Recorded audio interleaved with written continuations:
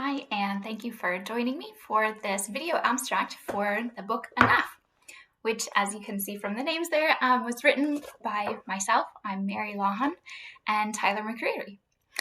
So I wanted to give you just a brief overview, mindful that summarizing 180 or so pages of text in 15 or 20 minutes is not an easy feat, but my goal is really to entice you rather than convince you, and hopefully convince you to read in more detail.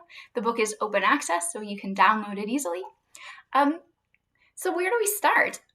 This presentation and the book starts off with a sense of crisis. I think for many of us, that's a very familiar feeling. We started thinking about these ideas just before the COVID-19 pandemic, and for me at least, that was really a push to start trying to articulate my own understanding of what a different future might entail.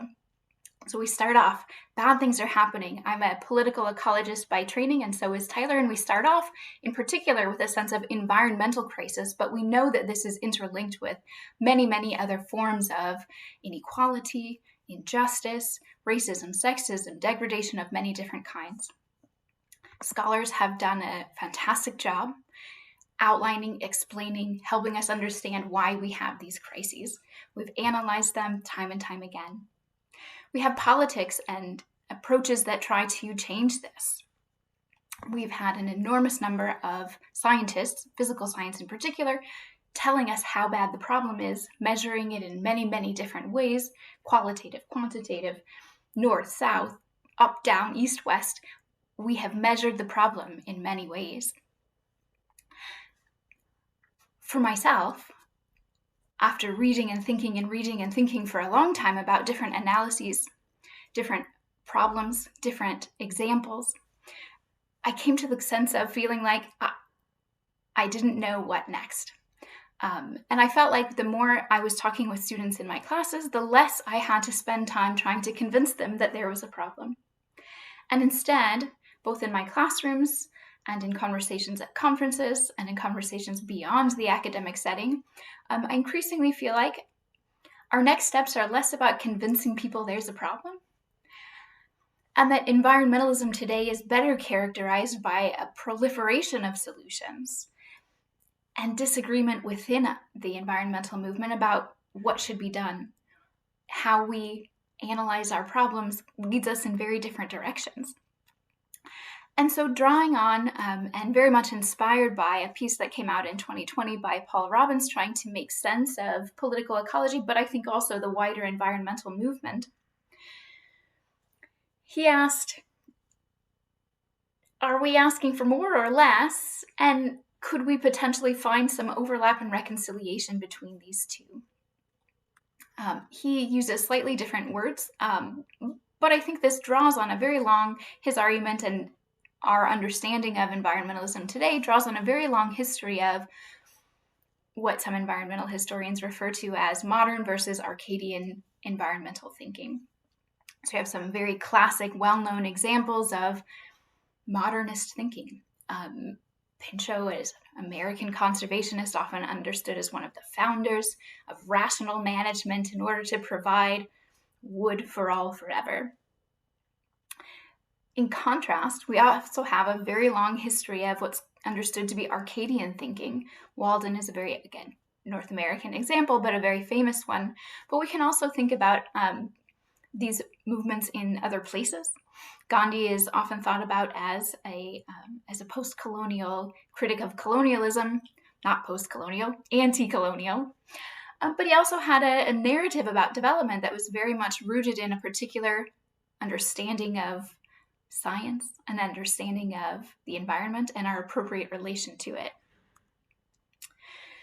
So Robbins characterizes the contemporary moment, and in the book we trace a little bit just to highlight this longer history behind the ongoing debate between degrowth and socialist eco-modernism, which if you follow either of these folks on Twitter, you can see a very vociferous, short, punchy set of debates.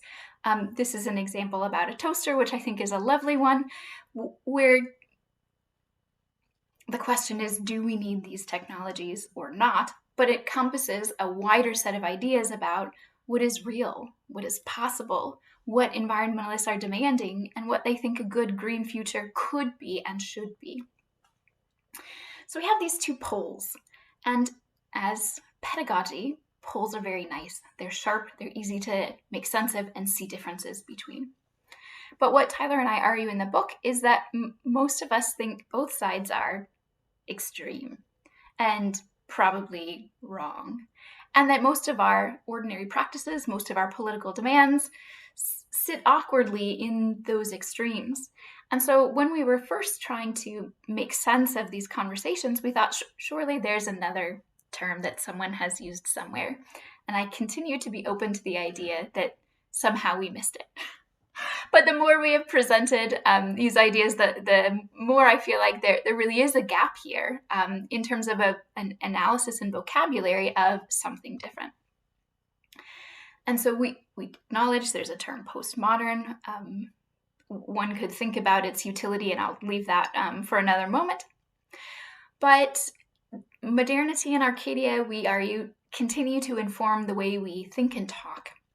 Even though many critiques of modernity have been around for a very long time, even though many critiques of Arcadia have been around for just as long. And I think that one of the reasons we struggle as environmentalists to outline this good green future is that we struggle with our vocabulary. We struggle with our analysis. We're limited in our understanding and our terms. So Tyler and I have proposed the phrase a modest imaginary as an alternative that is not the halfway in between, but is working beyond this binary.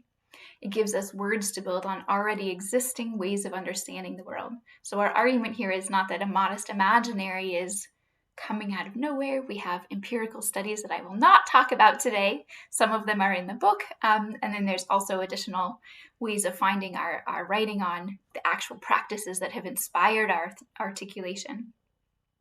We also tease out 3 threads that I think are useful for helping to make sense of what this modest imaginary is and is informed by. And so we'll talk more about some examples, but in place sustainability is something that goes beyond the kind of abstract version and a local version. Entangled autonomy is something that goes beyond a rational individual, but also is different than a very embedded communitarian ethos. Anticipatory guiding is something that says science is real and important, but we can't know everything, but nor should we not try to know anything. We can gain insights from the world, and we can use them not to know, but to anticipate.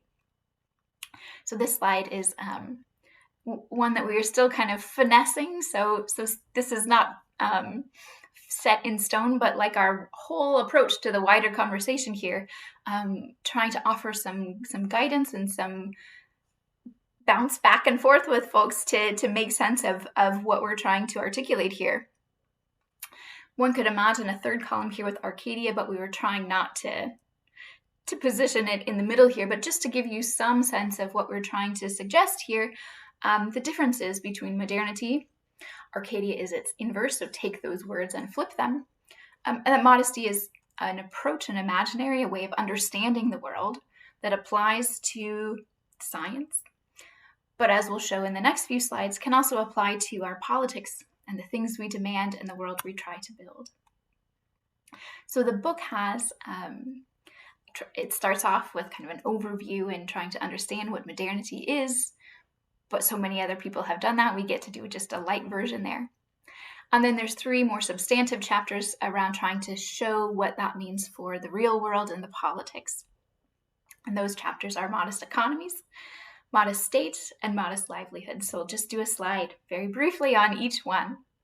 So in the chapters, we draw on long-standing literature trying to say what a modern economy is, and the important insight that both capitalism and socialism draw from a fairly similar understanding of the world. Both have emerged in a moment where modernity was a very hegemonic way of understanding what science is, what science can do, and what is possible.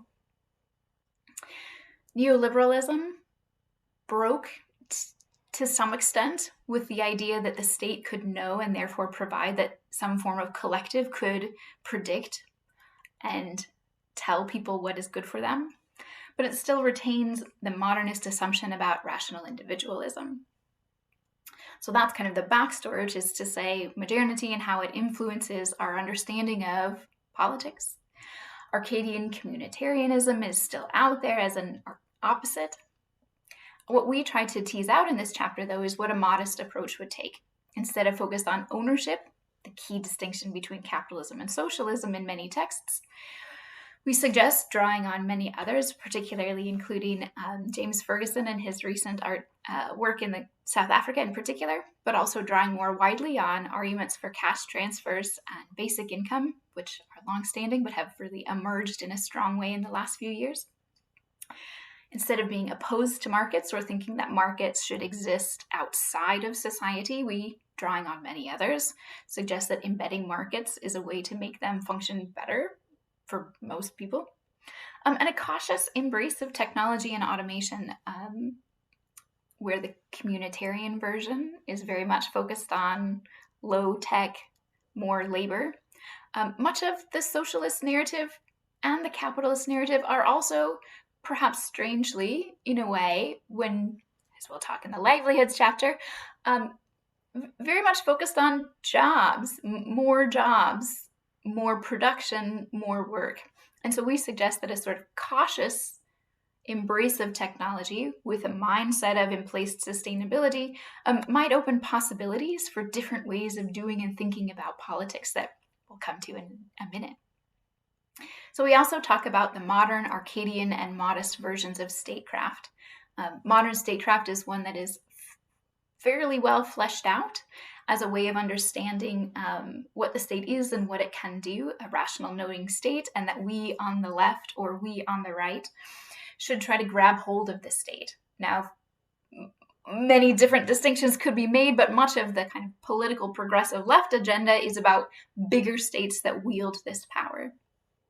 We should demand more of the state and demand that the state does more. Arcadian tends to demand a smaller state as well, and that where change should happen is outside of the state. We agree with many of the critiques of modernity that have been made about the problems that come from modern statecraft, but are concerned that the Arcadian vision, a vision that doesn't harness the power of the state, makes it very difficult in the world we have to make change happen at the pace we need it. So we suggest a different understanding of the state, which is to say it is a big and powerful thing.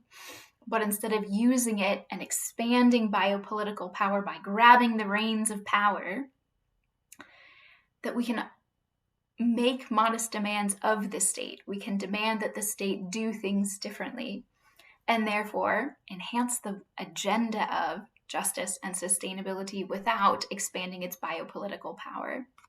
So we use throughout the book the example of basic income as a way of showing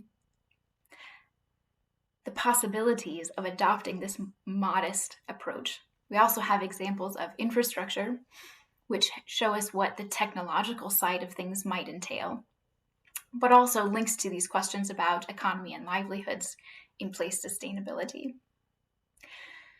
So the last of the three kind of main chapters, modern, Arcadian, and modest livelihoods, again, draw on those previous ones in terms of imagining what is possible and what we're proposing. And adds to the conversation about what a modern livelihood should be and what an Arcadian livelihood should be, a section which tries to unpick the modern work ethic. Because I think underlying much of our environmental politics today, both in the Arcadian side and the modern side, is a valorization of labor that comes from a very particular and problematic moment in history. The colonial roots of, and the capitalist roots of, and the industrialist roots of the modern work ethic have meant that work has become reified as a good in and of itself. That instead of saying what we want is livelihoods for everyone, what we actually say, and the Sustainable Development Goals are a great example of this, we actually literally say that jobs are a goal. Which I pause here for a second because while that seems very intuitive in many ways, what we try to do in this chapter is slow down and problematize the idea that that is a goal, or that is in the current system the way that we get to the goal. And we suggest that by carefully reflecting on where that goal came from and the values embedded in making that a goal in and of itself, we can then potentially, we would argue should, set aside that goal of jobs for all and instead center livelihoods for all. Basic income again becomes a useful way of trying to imagine livelihoods for all without a big biopolitical state that then tells us what those livelihoods should entail. Again, not enough to have convinced you, I imagine, but hopefully enough to entice you to read in more detail the longer chapters which try to tease out what those visions might entail. So to end this brief video abstract, is the good green future we seek modest? And when we started writing the book, I would say for myself, I'm enrolled Tyler in this, I think we were curious, but maybe not totally convinced. The more we have written and talked with folks about these ideas, the more convinced I am that this is not only a different way of doing things, but it is a way that potentially has political traction, that enables us out of many of the political stalemates that we have. The ideas we've talked about here seem to resonate fairly widely. And at the same time, this is definitely not meant to say we have a fully fleshed out model of what every place should look like. It's definitely not a universalizing narrative, but instead, I would say a kind of wider framework for understanding what science is possible, what sustainability is possible, what kinds of sustainability are grounded in the actual world that we live in, what kinds of political justice, political environmentalism, what our political ecologies are and should be that are grounded in the societies we have, but hopeful of societies that might be different in the subjectivities that we have and might aspire to subjectivities that are different. So we hope here to convince you to read the book and to engage with us to make more sense of what a modest future might entail and how we might get there together. There's a brief note on the bottom there, again, reminding you the book is open access, so you can download it for free. And thanks to our funders of some of the empirical work, which has shaped our thinking, even though it's absent from this particular presentation, and hope to be in touch in some way, shape, or form. Please do feel free to reach out to us. Thanks again for watching.